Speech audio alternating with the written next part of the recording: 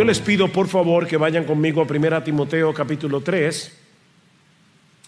1 Timoteo capítulo 3. Y vamos a leer los versículos 1 al 13 y luego los versículos 5 al 9 de Tito 1. Dice así la palabra del Señor. Palabra fiel es esta: si alguno aspira al cargo de obispo, buena obra desea hacer. Un obispo debe ser pues irreprochable, marido de una sola mujer, sobrio, prudente, de conducta decorosa, hospitalario, apto para enseñar, no dado a la bebida, no pendenciero, sino amable, no contencioso, no avaricioso, que gobierne bien su casa, teniendo a sus hijos sujetos con toda dignidad. Pues si un hombre no sabe cómo gobernar su propia casa, ¿cómo podrá cuidar de la iglesia de Dios? No un recién convertido, no sea que se envanezca y caiga en la condenación en que cayó el diablo. Debe gozar también de una buena reputación entre los de afuera de la iglesia, para que no caiga en descrédito y en lazo del diablo. De la misma manera también los diáconos deben ser dignos de una sola palabra, no dados al mucho vino, ni amantes de ganancias deshonestas, sino guardando el misterio de la fe con una limpia conciencia. Que también estos sean sometidos a prueba primero, y si son irreprensibles, que entonces sirvan como diáconos. De igual manera, las mujeres deben ser dignas, no calumniadoras, sino sobrias, fieles en todo, que los diáconos sean maridos de una sola mujer y que gobiernen bien sus hijos y sus propias casas. Pues los que han servido bien como diáconos obtienen para sí una posición honrosa y gran confianza en la fe que es en Cristo Jesús. Tito capítulo 1. Tito capítulo 1, versículo 5. Por esta causa te dejé en Creta, para que pusieras en orden lo que queda y designaras ancianos en cada ciudad como te mandé. Esto es, si alguno es irreprensible, marido de una sola mujer, que tenga hijos creyentes, no acusados de disolución ni de rebeldía, porque el obispo debe ser irreprensible como administrador de Dios, no obstinado, no iracundo, no dado a la bebida, no pendenciero, no amante de ganancias deshonestas, sino hospitalario, amante de lo bueno, prudente, justo, santo, dueño de sí mismo, reteniendo la palabra fiel, que es conforme a la enseñanza, para que sea capaz también de exhortar con sana doctrina y refutar a los que contradicen.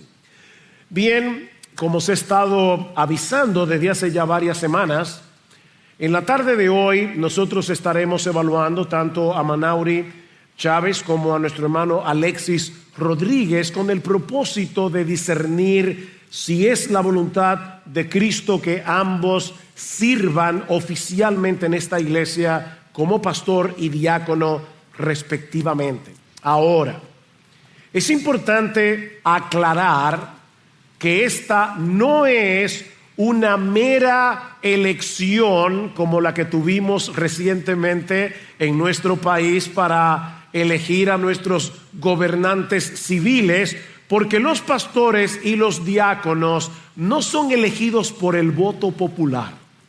Así que, hermanos, hay una enorme diferencia entre lo que hicimos el 19 de mayo pasado a lo que vamos a hacer como iglesia en el día de hoy. Porque es Dios el que llama y capacita a los hombres que Él quiere que le sirvan en sus iglesias locales, en ambos oficios, como pastores y como diáconos. Si ustedes recuerdan, en Mateo capítulo 9 dice que Cristo estaba viendo las multitudes y que sus entrañas se conmovían al verlos desamparados y dispersos como ovejas que no tienen pastor.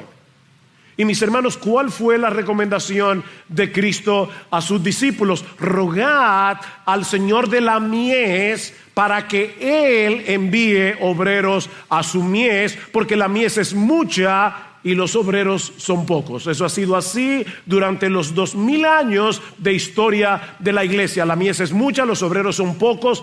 ¿Qué debemos hacer tú y yo? Debemos rogar al Señor de la mies para que Él envíe obreros a su mies. Los pastores no hacemos pastores. La iglesia no hace pastores. Es el Padre quien envía obreros a su mies.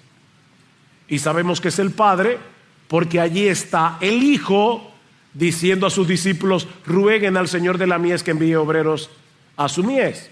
Ahora, en Hechos capítulo 20, versículo 28, Pablo llama a un grupo de pastores que se encuentran ministrando en la ciudad de Éfeso. ¿Y qué les dice Pablo? Mirad por vosotros y por todo el rebaño en que el Espíritu Santo os ha puesto por obispos para apacentar la iglesia del Señor, la cual Él ganó por su propia sangre.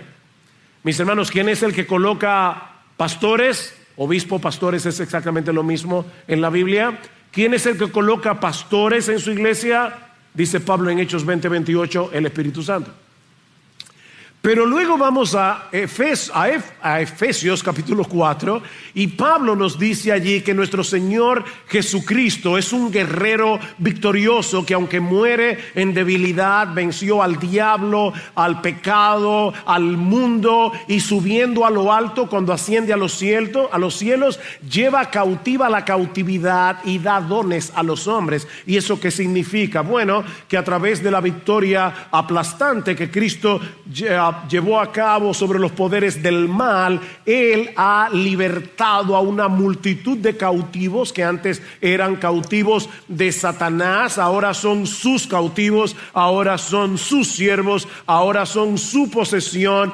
Y de esos cautivos que Cristo libertó, dice Pablo, ahora ese guerrero victorioso reparte el botín con su iglesia. ¿Y cuál es ese botín? Dice, bueno, Él, de esos que Él libertó, dio a su iglesia a unos para que sean apóstoles. ¿Hay apóstoles en el día de hoy? Sí, en la Biblia.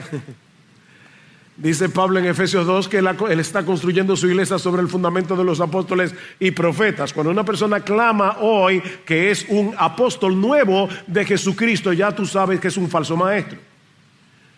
Los apóstoles están en la Biblia, pero Él también dio evangelistas, Él también dio pastores y maestros. El mismo Cristo dio pastores y maestros. Así que, hermanos, si ustedes se dieron cuenta, en Mateo capítulo 9, ¿quién es el Señor de la mies que envía obreros a su mies? Es el Padre.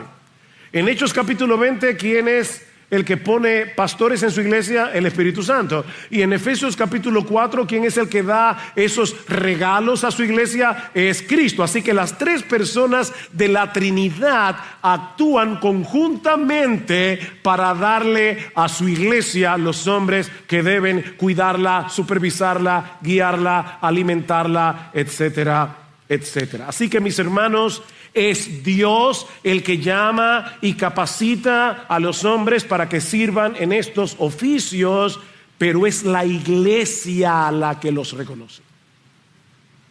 Es la iglesia. Recuerden en Hechos 6 cómo los apóstoles le dijeron a la congregación: buscad entre vosotros. Entonces, por fin, es Dios quien da pastores. ¿Es la iglesia la que los reconoce? ¿Cuál de las dos? Sí. Las dos al mismo tiempo.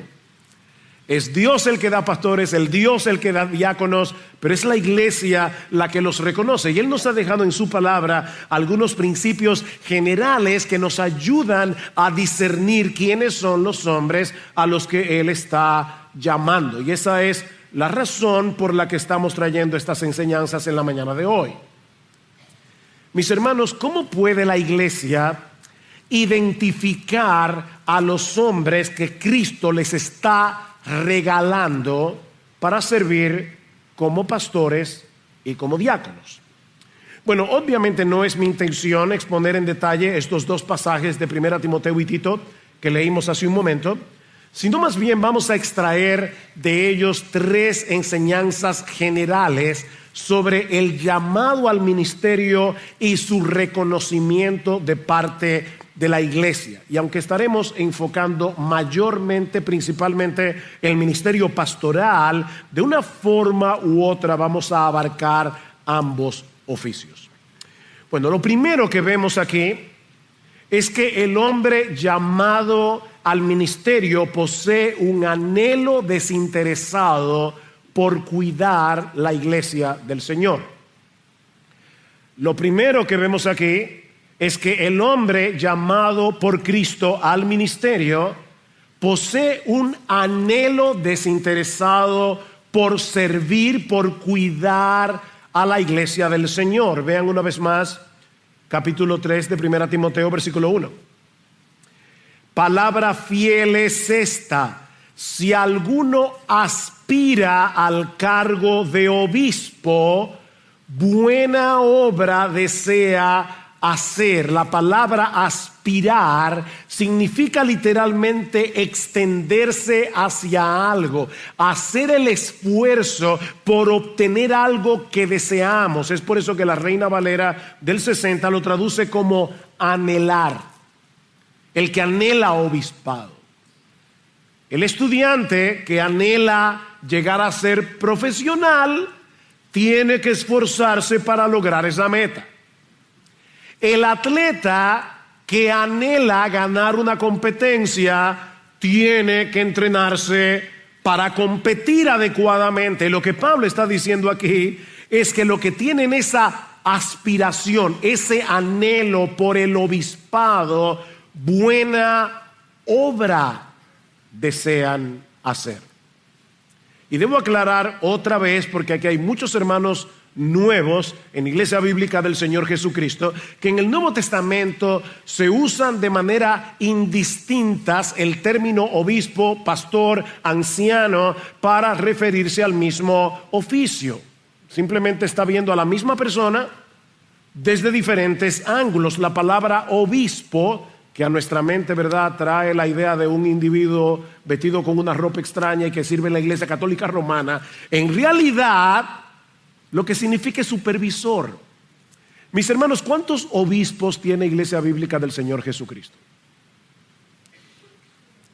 Tiene 7, sus 7 pastores, porque pastor, obispo, anciano señalan exactamente el mismo oficio. Así que Pablo está hablando aquí de aquel que anhela servirle a Cristo y a su iglesia en el ministerio pastoral. Y él dice que los que tienen esa aspiración, los que tienen ese anhelo, buena obra desea hacer. O sea, este individuo no anhela tener un puesto de autoridad.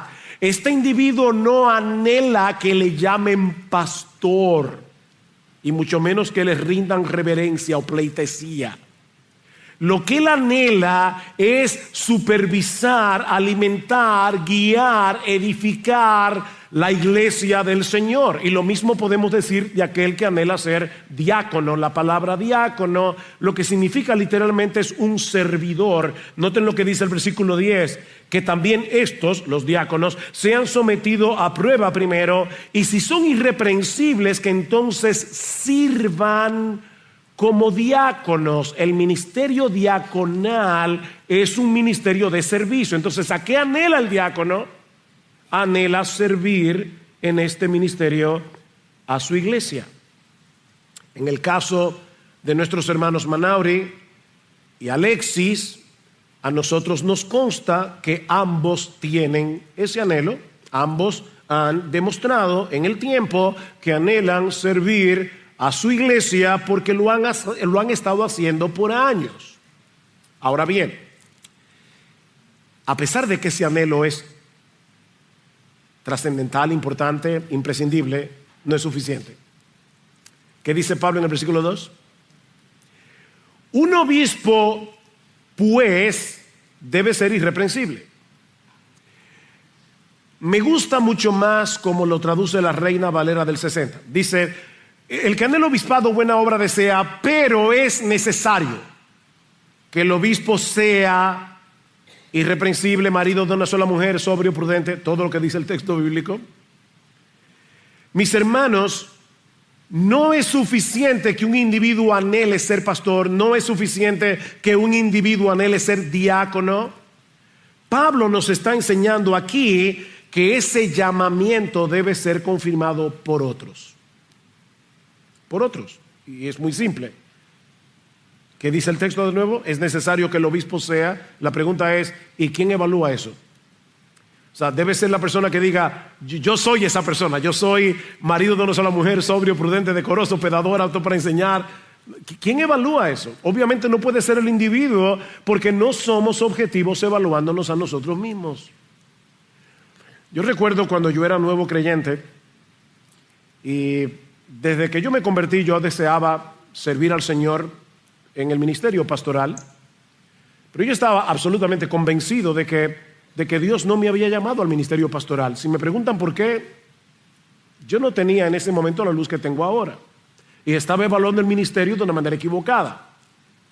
Y yo recuerdo que una persona de más años que yo en la fe me dijo un día, Sugel, ¿tú alguna vez has pensado en dedicarte a tiempo completo al ministerio pastoral? Y yo le respondí, yo he deseado eso desde el día que me convertí, pero yo estoy completamente seguro que Dios no me ha dado la capacidad de ser pastor. Y esta persona me dijo, yo creo que estás equivocado y yo creo que tú debes considerar seriamente este asunto. Ahora, lo que empezó a partir de ese momento fue algo terrible para mí.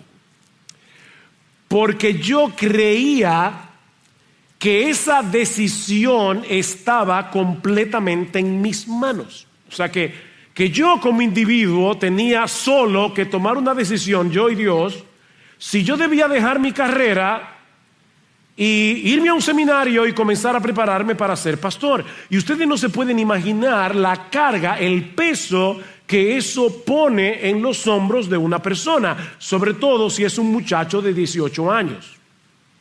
Yo hubiera querido entender ahora que eso no dependía solo de mi anhelo, sino que también debía haber una evaluación. Alguien debía evaluar mi vida y ayudarme a discernir la voluntad del Señor en ese sentido. La pregunta es, ¿y quiénes son los que deben evaluar estas cualidades que Pablo menciona en 1 Timoteo 3 y Tito 1?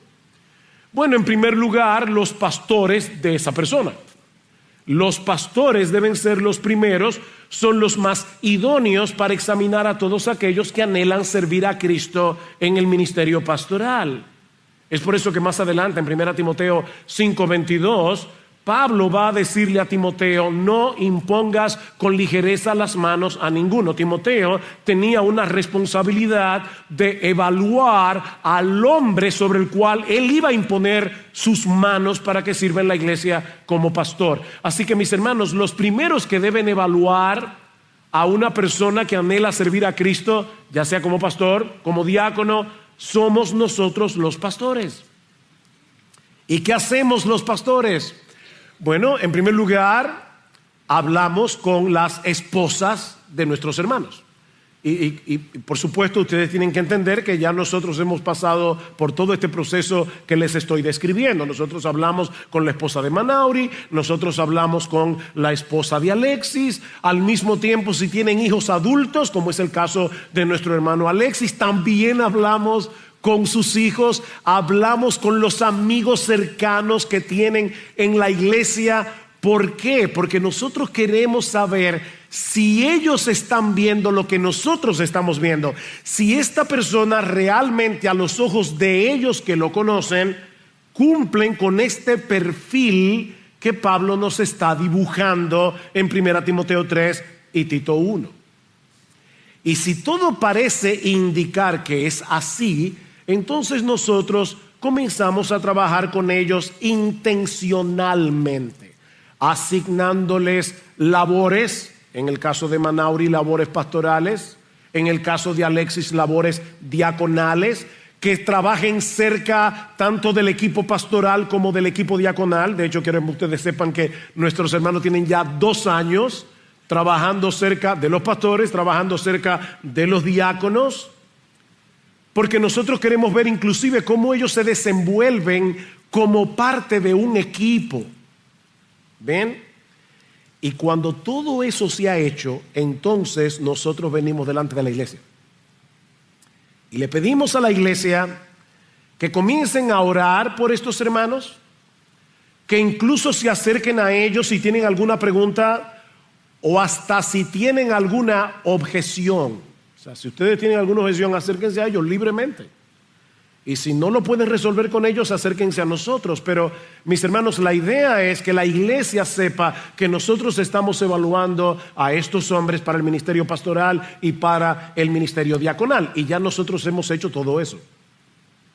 Luego de un tiempo prudente, si no hay ninguna objeción, nosotros pasamos a lo que vamos a hacer en la tarde de hoy. Nos vamos a reunir como iglesia, y si tú nunca has estado en una reunión de este tipo en Iglesia Bíblica del Señor Jesucristo, déjame explicarte lo que va a suceder aquí. Nosotros le vamos a pedir primero a nuestro hermano Alexis y a su familia directa, es decir, a su esposa, a sus hijos, hermanos si los tienen aquí, que salgan del salón, porque nosotros vamos a ir a través de todas las cualificaciones que se mencionan en 1 Timoteo capítulo 3, versículo 8 hasta el 13 acerca de los diáconos. Y hermanos de la iglesia que conocen bien a nuestro hermano Alexis se van a levantar y van a dar testimonio positivo, obviamente porque lo negativo se trató en privado, acerca de nuestros hermanos. Y luego el hermano Manauri y su esposa Rocío van a salir juntamente con sus hijos del salón, y vamos a hacer exactamente lo mismo yendo a través de 1 Timoteo 3 y Tito 1. ¿Y por qué hacemos esto? Bueno, mis hermanos, porque es posible que en una iglesia tan grande como la nuestra pueda haber personas que no conozcan de manera tan cercana a nuestro hermano Alexis, o que no conozcan de manera tan cercana a nuestro hermano Manauri, o que no conozcan algún área en particular de su vida. Yo no sé si nuestros hermanos son hospitalarios. Bueno, como tú no lo sabes, tú vas a escuchar el testimonio colectivo de la iglesia, y sobre ese testimonio colectivo tú vas a poder votar con una limpia conciencia. ¿Se dan cuenta, mis hermanos, que este no es un proceso que nosotros llevamos a la ligera? Nosotros queremos discernir si nuestros hermanos son regalos de Cristo para servir en este ministerio como pastor o como diácono. Así que, ¿qué hemos visto hasta aquí? En primer lugar, que todo hombre llamado al ministerio anhela desinteresadamente cuidar y servir en la iglesia del Señor. En segundo lugar, hemos visto que ese llamado debe ser evaluado por otros. O sea, no es suficiente. Como yo me encontré esta semana pasada, fui a hacer una diligencia a uno de los centros comerciales de aquí, y no sabía, era Corpus Christi, así que algunas tiendas abrían tarde, y mientras yo estaba allí parado esperando que abrieran el establecimiento donde yo iba, se me acercó un joven que yo veía de hace rato que me estaba mirando, y me identificó, se me acercó, se me presentó y me dijo: pastor, yo quiero hacerle una pregunta. Yo quiero saber, porque yo sé que Dios me ha llamado al ministerio, pero yo quiero saber esto, esto y esto. Y yo le pregunté: ¿cómo tú sabes que Dios te ha llamado al ministerio? Y tristemente, como ocurre muchas veces, la persona dice que tuvo una visión, que tuvo una revelación. Miren, mis hermanos, esto no es algo místico. Y yo le decía a este joven: mira, yo no te conozco, no quiero matar tu anhelo, pero déjame decirte algo: el que tú entres a servir a Cristo en su iglesia, eso no depende solo de ti. Eso depende de tus pastores y eso depende de tu iglesia, que tienen que evaluar el qué. Eso nos lleva a nuestro tercer encabezado, y es que el llamamiento de un hombre se evidenciará primariamente, no únicamente, pero sí primariamente a través de su carácter.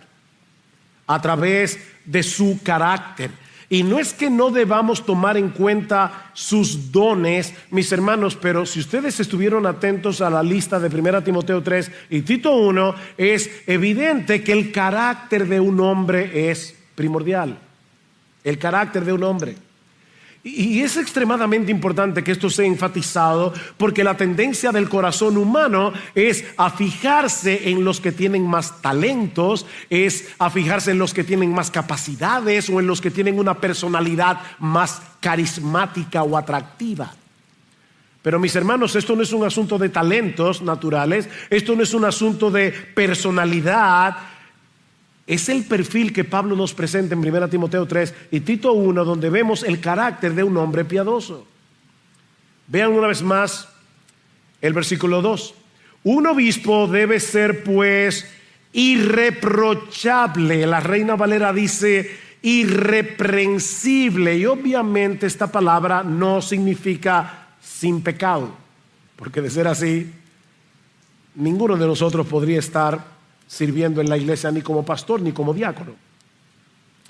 R.C. Sproul decía que la iglesia es la única institución del mundo que requiere que sus miembros sean pecadores. La iglesia es la única. Tú vas a un country club y no te van a preguntar, ¿usted es pecador? No. Ahora, la única institución del mundo que requiere que sus miembros sean pecadores es la iglesia. Por supuesto, nosotros todos somos pecadores, pero no todo el mundo lo reconoce. Y para ser creyente y miembro de una iglesia, lo primero que una persona debe hacer es reconocer que es pecador, que iba camino al infierno y que Cristo lo salvó. Así que la iglesia, mis hermanos, es la única institución que requiere que sus miembros, incluyendo sus pastores, incluyendo sus diáconos, sean pecadores redimidos. Pero la persona elegida para el ministerio pastoral debe ser un hombre respetable, es la idea. Un hombre digno de confianza. Alguien que no pueda ser verazmente acusado de nada que lo marque como indigno de ejercer este oficio. Y ahora Pablo nos provee 5 categorías distintas en la que esta irreprensibilidad debe ser evaluada, comenzando por el hogar. Se espera que los pastores y diáconos sean hombres de probada fidelidad conyugal. ¿Qué dice el versículo 2? Un obispo debe ser pues irreprochable, marido de una sola mujer, versículo 4, que gobierne bien su casa, teniendo a sus hijos sujetos con toda dignidad. Pues si un hombre no sabe cómo gobernar su propia casa, ¿cómo podrá cuidar de la iglesia de Dios? Y lo mismo dice de los diáconos, versículo 12, que los diáconos sean maridos de una sola mujer y que gobiernen bien sus hijos y sus propias casas. En otras palabras, mis hermanos, los pastores y los diáconos deben dar muestras de sabiduría al gobernar su hogar. En Tito 1:6, que leímos al principio, vimos que Pablo dice: el que fuere irreprensible, marido de una sola mujer y tenga hijos creyentes. Y yo no quiero dejar eso en el aire porque es una cualificación importante. Otras versiones traducen esta palabra que tengan hijos obedientes mientras vivan obviamente bajo su techo, pero no que sean creyentes. De ahí que Pablo continúa diciendo que no estén acusados de disolución ni de rebeldía. Sería muy extraño que Pablo diga que tenga hijos creyentes que no estén acusados de disolución. No, la idea es que tenga hijos obedientes. Lo que Pablo está enfatizando en esta calificación es que los hombres que sean considerados para el ministerio pastoral o diaconal deben mostrar competencia en el gobierno de su hogar, independientemente de si sus hijos son convertidos o no. Mis hermanos, la Biblia enseña claramente que Dios es soberano en la salvación de los pecadores. Por más competente que sea un padre en la crianza de sus hijos, esa competencia no asegura la salvación de ninguno. De hecho, Si lo que se espera de un pastor o de un diácono es que sus hijos sean cristianos, eso plantea un serio problema. Por ejemplo, nuestro hermano Manauri tiene 3 hijos. Creo que la más pequeña, Eva, no llega ni a 2 años. 2 años, ok. Los hijos de Alexis son grandes. Pero, pregunta, ¿podemos elegir a Manauri como pastor si su hija Eva es inconversa? Su niña de 2 años no es creyente. ¿Lo descalifica? Pastor, pero ¿qué pregunta es esa? Es una niña de 2 años. Ok, ¿y si llega a tener 4 y todavía no es creyente? ¿Y si llega a tener 8 y todavía no es creyente? ¿Y si llega a tener 10 y todavía no es creyente? ¿Y si llega a tener 12? ¿A qué edad ya un hijo inconverso descalifica a su padre pastor? Donde quiera que pongamos la línea, va a ser una línea arbitraria. Mis hermanos, el punto focal de esta calificación es la competencia del pastor o del diácono para gobernar y dirigir a los que están bajo su cuidado. Vamos a evaluar las normas con que ese padre cría a sus hijos, la forma sabia, amorosa y firme en que hace valer su voluntad, la manera como aplica la disciplina paterna cuando es necesario.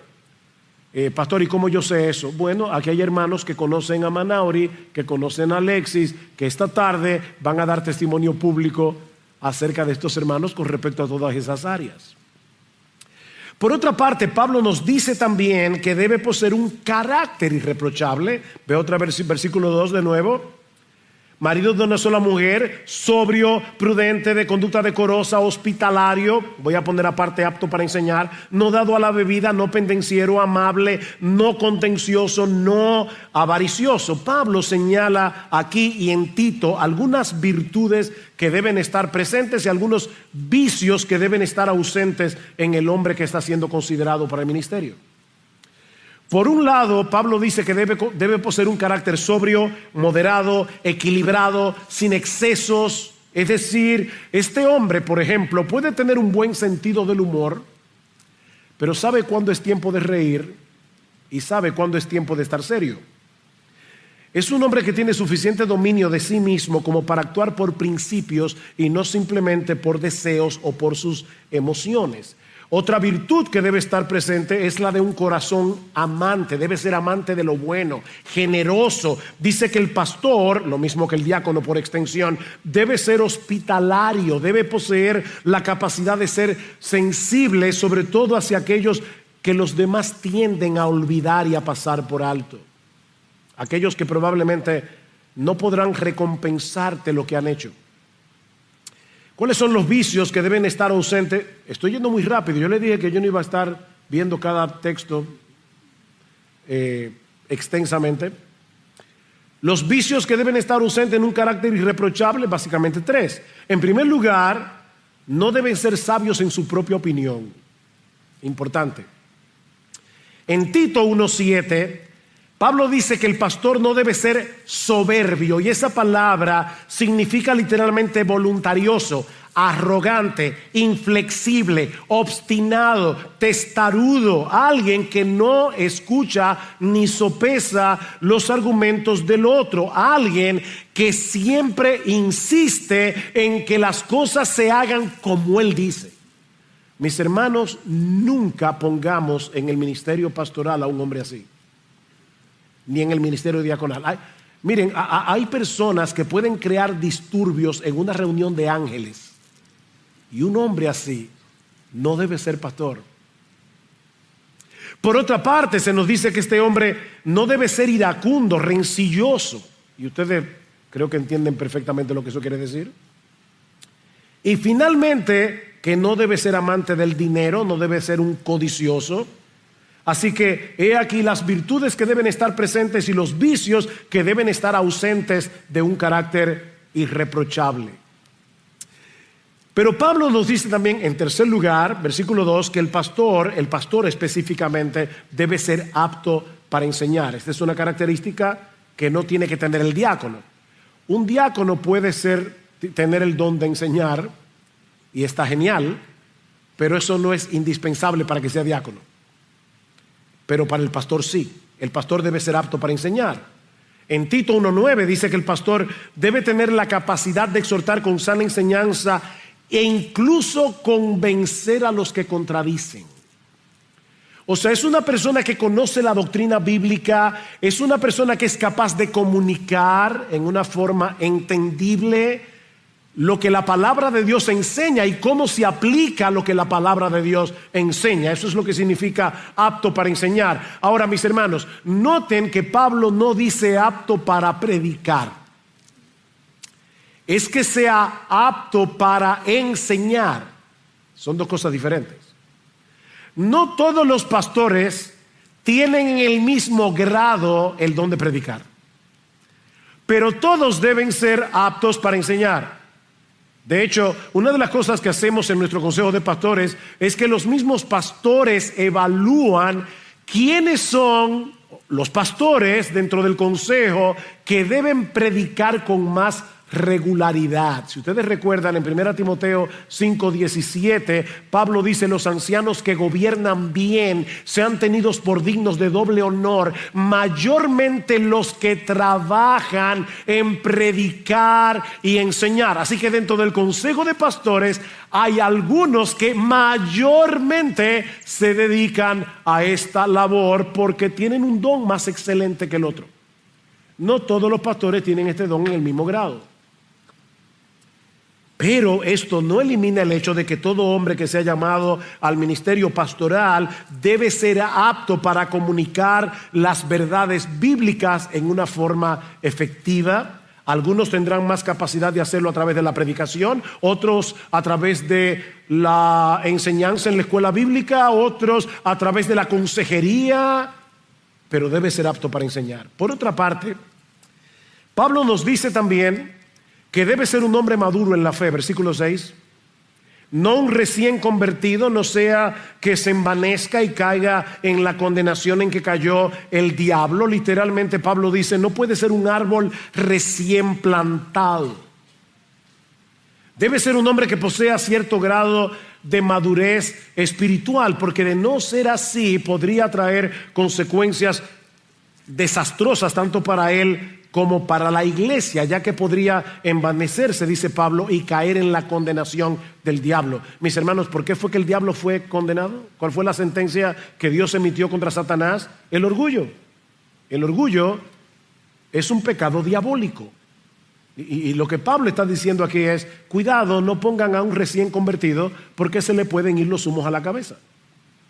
Y finalmente Pablo dice que debe gozar de una buena reputación entre los de afuera de la iglesia para que no caiga en descrédito y en el lazo del diablo. En otras palabras, el hombre que sea elegido para el ministerio pastoral debe tener un testimonio irreprensible aún entre los inconversos que tienen contacto con él, en la familia más extendida, entre sus compañeros de trabajo, etc. Por supuesto, nosotros sabemos, hermanos, que contra los cristianos muchas veces se levantan acusaciones injustas.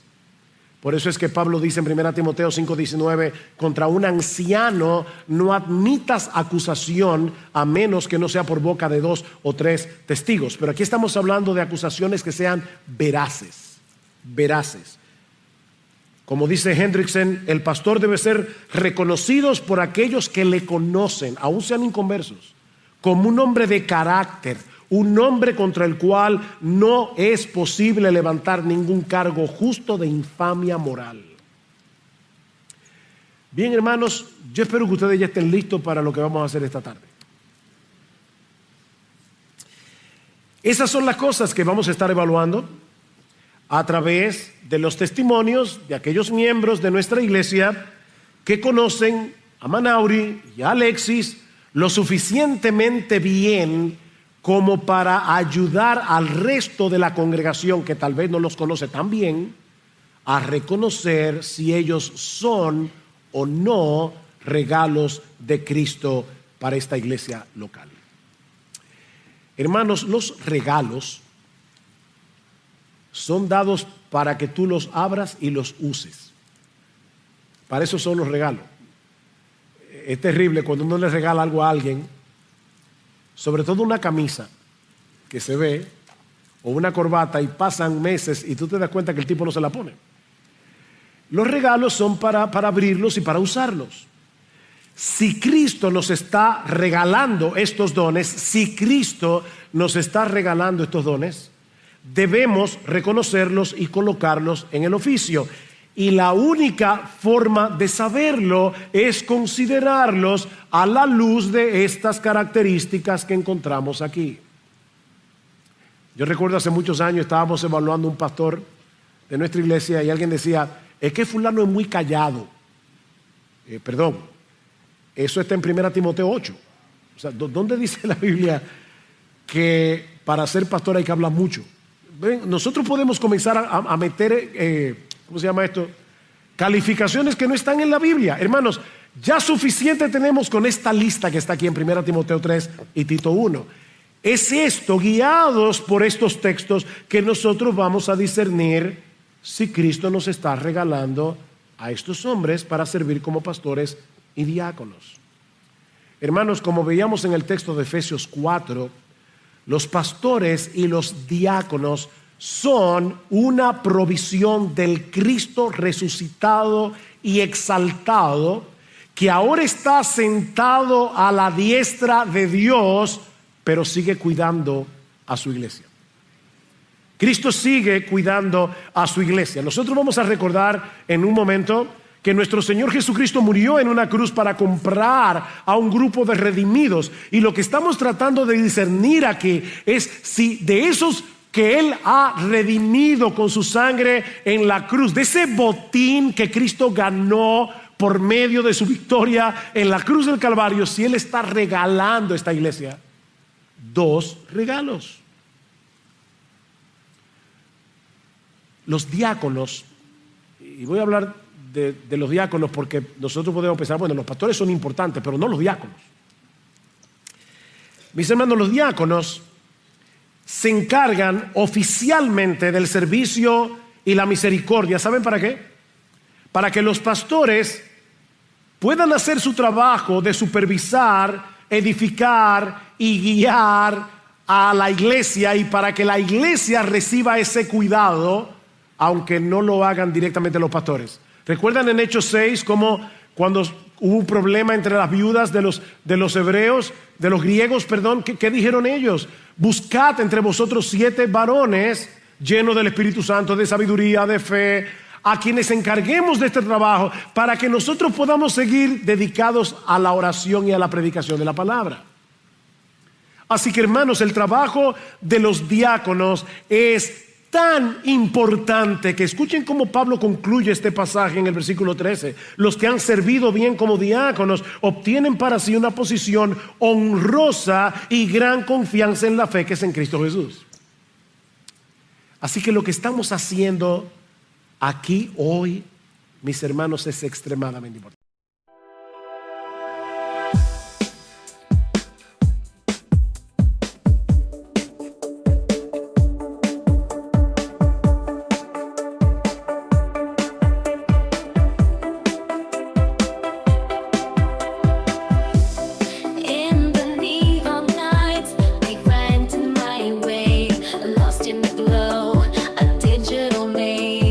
Echoes of dreams, they dance with the stars.